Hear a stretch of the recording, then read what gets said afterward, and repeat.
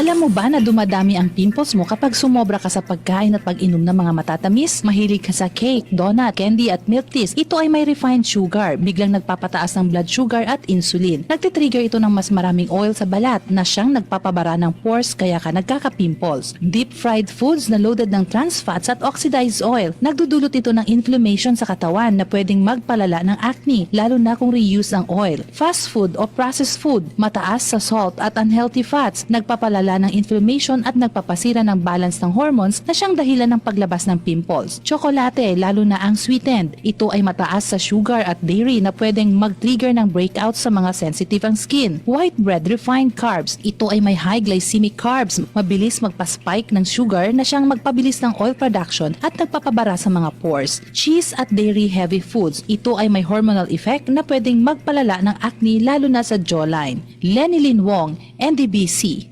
Bida Balita.